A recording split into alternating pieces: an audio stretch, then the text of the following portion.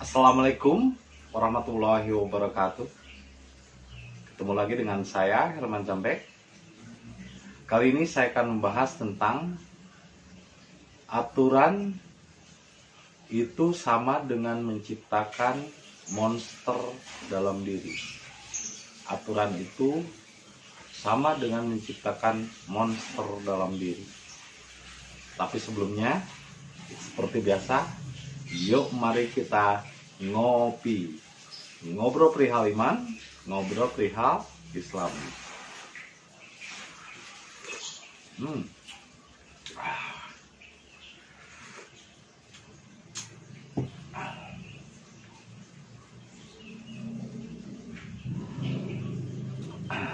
Mengapa saya memberi judul aturan? Terkadang di satu sisi sebuah aturan tertentu baik untuk satu komunitas, tapi belum tentu baik untuk komunitas lain. Contohnya misalnya aturan tentang komunis. Mungkin bagi masyarakatnya yang ada di tempat itu, aturan komunis itu adalah aturan yang seadil-adilnya. Karena komunis itu adalah penyamarataan, penyeragaman. Jadi nggak ada orang di negara seperti Korea Utara itu yang boleh kaya, tapi tidak ada juga yang miskin. Semuanya diperhatikan oleh pemerintah, merata. Jadi nggak ada dari kaum liberal yang ingin menumpuk kaya di Korea itu dihukum mati. Tapi di sisi lain, aturan itu memang mensejahterakan semua rakyat, dan hampir semua kapasitas rakyatnya itu flat, rata, nggak ada yang sangat kaya atau nggak ada yang sangat miskin, karena diatur dengan sistem, dengan aturan komunis, sehingga semuanya merata. Tapi di sisi lain, konsekuensi dari aturan itu membuat orang-orang terpenjara. Seperti jam 8 malam udah nggak boleh berkeliaran sembarangan, apalagi perempuan. Di sisi lain, semua tayangan-tayangan di TV juga membosankan. Begitu aja datar. Nggak ada tayangan TV yang lain. Dan nggak sembarangan tayangan-tayangan masuk. YouTube, tayangan-tayangan lain bahkan diblokir. Nah, di sisi lain mungkin aturan itu baik untuk masyarakat tertentu yang menginginkan keadilan dan penyamarataan menggunakan sistem komunis. Tapi di sisi lain, orang itu akan merasa terpenjara. Jadi sebetulnya aturan itu tanpa sadar menciptakan orang untuk menjadi monster. Sehingga apa maksudnya menjadi monster? Ketika ada orang yang melanggar dari aturan-aturan yang diciptakannya, maka sang pengatur, presiden atau raja di tempat tersebut akan seperti monster yang menghakimi pamannya sendiri seperti Kim Jong Un, menghakimi temannya, bahkan saudara kandungnya sendiri atau sahabatnya. Karena aturan yang diciptakan itu justru melahirkan monster yang tanpa orang sadari. Nah, itu nyata. Itu dalam sebuah sistem yang besar, yaitu sistem negara. Begitupun dalam sistem hidup individu. Ketika kita terikat oleh sebuah aturan, pokoknya yang namanya ibadah itu harus begini, tempatnya di sini. Misalnya sholat di masjid. Tapi ketika ada aturan itu tidak dilakukan oleh orang lain, dia membenci orang yang tidak memiliki aturan yang sama dengan dirinya. Yang tanpa sadar sebetulnya aturan yang tadinya untuk dirinya malah kok dia menghakimi orang lain yang tidak mengikuti aturannya. Dia pikir bahwa semua orang harus tunduk dan taat kepada apa yang diyakininya, apa yang sudah menjadi keyakinan sebagai aturannya. Jadi tanpa sadar sebetulnya sebuah aturan malah justru menggiring manusia untuk melahirkan dan menciptakan monster di dalam dirinya. Saya sering mendapati orang yang berpura-pura baik, berkata-katanya lemah lembut, setiap ada takut, astagfirullahaladzim, la ilaha illallah, ucapannya waduh luar biasa, ucapan kalamun Arab ya.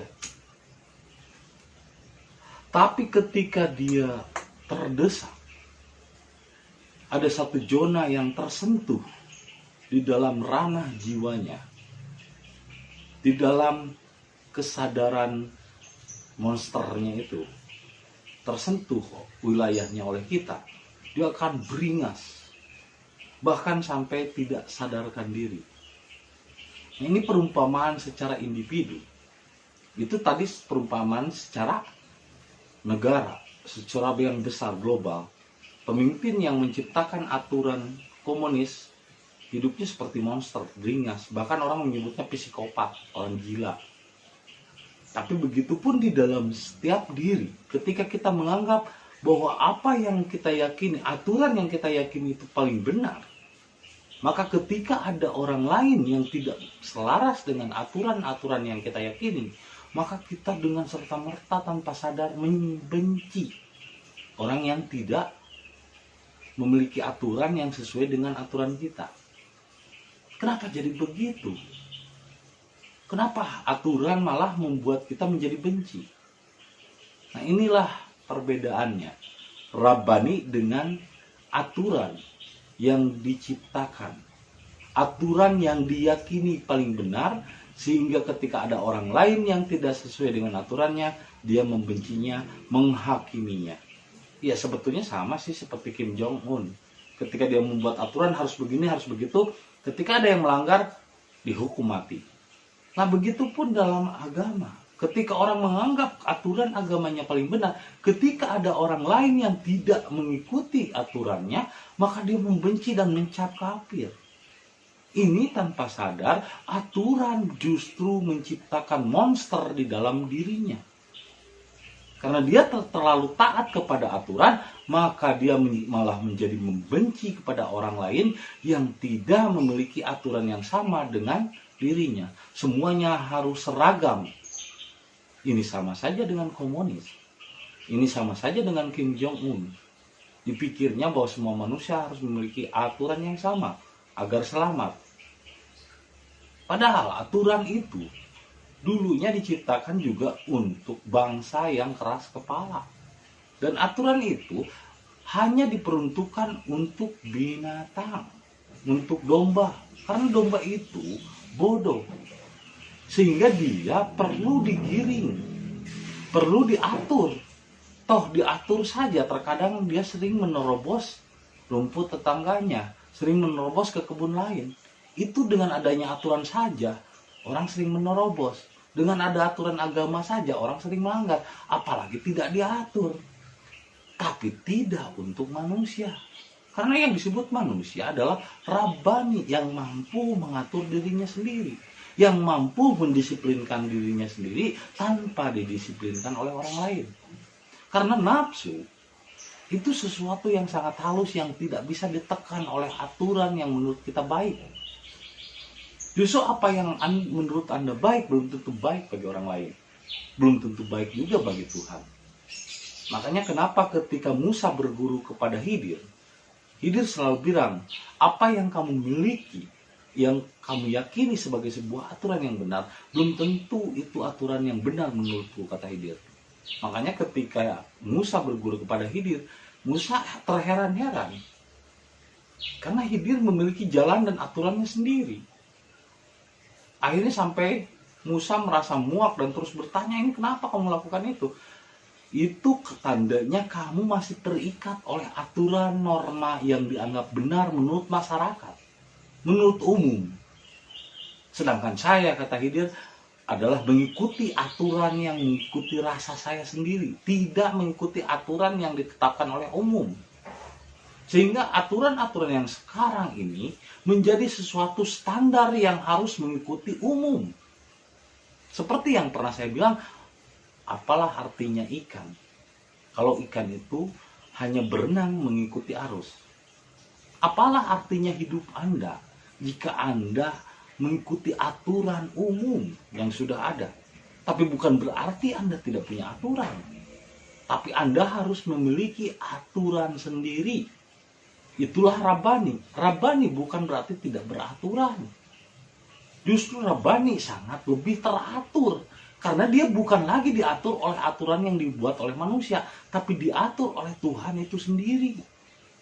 Nah, kalau seandainya nafsu dimanage, diatur menurut pikiran. Menurut pikiran aturan baik itu harus begini. Kepada setiap manusia harus tersenyum. Akhirnya dia ketika ketemu manusia, Assalamualaikum, Assalamualaikum, tersenyum. Tapi dalam hatinya, oh itu menjelang sholat, tidak pernah sholat. Tapi dalam hatinya mengupat, mencela dan membenci. Apa itu aturan? Apa untuk seperti itu aturan itu? Akhirnya lahirlah orang-orang munafik yang memiliki kepribadian ganda. Di depan dia baik, di belakang ternyata mulutnya busuk. Banyak orang-orang seperti itu. Saya lebih suka terhadap orang mantan penjahat, mantan pelacur, mantan orang yang tidak baik, mantan orang-orang yang berdosa, tapi dia merasa bersalah, daripada orang yang merasa dirinya benar, di depan dia berpura-pura baik, di belakang hati dan pikirannya busuk, di belakang hasut, di belakang iri, sirik, dengki. Banyak orang-orang seperti itu saya perhatikan.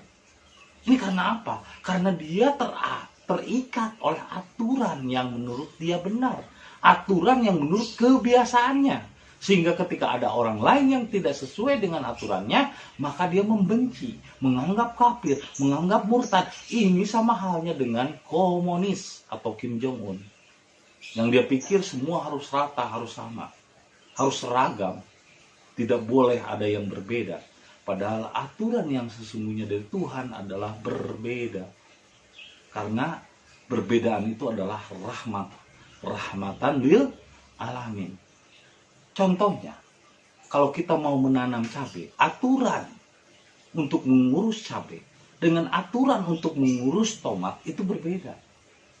Atau seperti saya ketika suka ikan.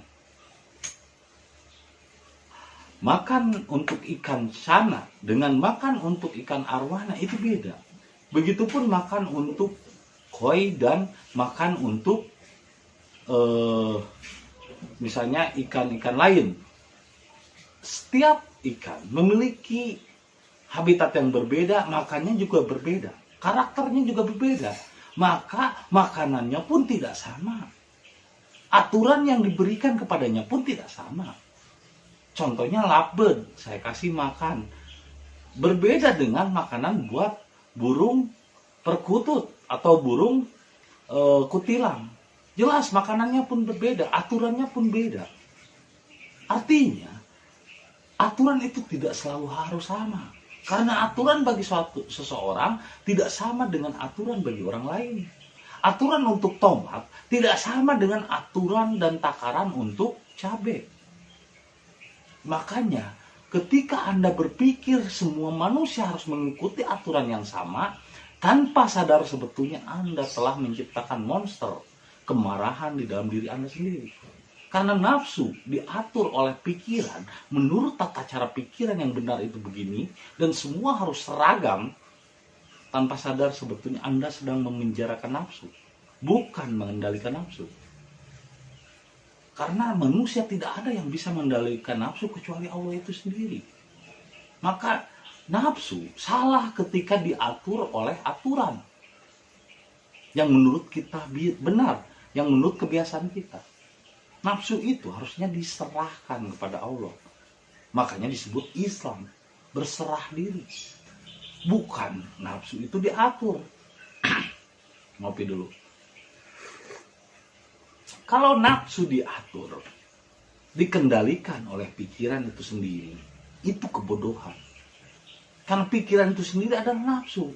Karena pikiran itu sendiri adalah api.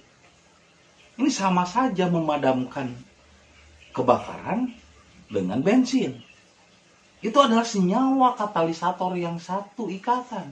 Jadi ketika nafsu dikendalikan oleh pikiran, baik itu harus begini loh. Harus selalu tersenyum.